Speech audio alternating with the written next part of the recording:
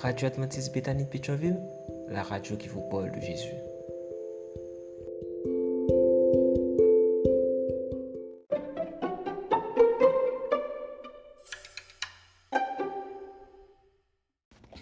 La vigile matinale provient de l'œuvre de Monica Diaz, Méditation quotidienne au féminin. La méditation de ce matin, aujourd'hui, 4 mai 2024, est tirée de Proverbe 4, verset 23. Garde ton cœur plus que toute autre chose, car de lui viennent les sources de la vie.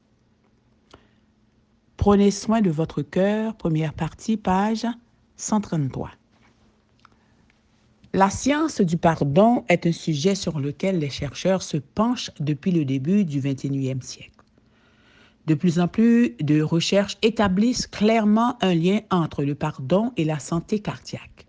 Par exemple, en 2001, Charlotte Wedwiet a publié une étude portant sur 71 participants à qui l'on a demandé de se souvenir d'une offense subie dans le passé. Ils ont ensuite été invités à imaginer 2 scénarios. Le premier dans lequel ils n'ont pas pardonné l'offense.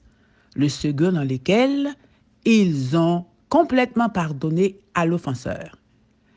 Ces participants étaient reliés à un équipement de surveillance qui mesurait leur rythme cardiaque, leur pression sanguine et leur tension musculaire.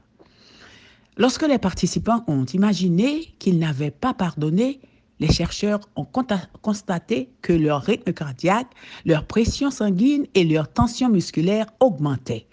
Alors qu'ensuite, lorsqu'ils ont imaginé qu'ils avaient pardonné, toutes les valeurs sont revenues à la normale, ce qui les a rendus calmes intérieurement. Amen. Nous pensons parfois que le pardon n'est vital que pour l'extérieur, c'est-à-dire pour les relations interpersonnelles, mais il est également vital pour l'intérieur, pour votre santé mentale, spirituelle et physique. Le pardon est au cœur de la santé du cœur. Amen. En fait, le pardon est le cœur même de notre Père, qui est au cœur même du sermon sur la montagne, qui au cœur même de la façon dont nous comprenons Jésus. Pardonne-nous nos offenses comme nous pardonnons aussi à ceux qui nous ont offensés. À prier Jésus et l'amour. Vous vous demandez peut-être, l'amour n'est-il pas l'essence de l'Évangile? Bien sûr. Mais est-il possible d'aimer sans pardonner? N'est-ce pas le pardon d'une mère, d'une partenaire, d'une amie lorsque nous l'avons offensée qui nous ouvre les yeux sur le fait que cette personne nous aime vraiment? Ce pardon nous apprend ce qu'est réellement l'amour et nous donne de l'espoir, afin que les battements de notre cœur retrouvent le rythme de la paix, de la joie et de la confiance. C'est pourquoi nous lisons dans Proverbe 17, verset 9, que « Celui qui couvre une faute recherche l'amour ». Cela signifie-t-il que nous devons pardonner pour une raison égoïste telle que notre santé? Non.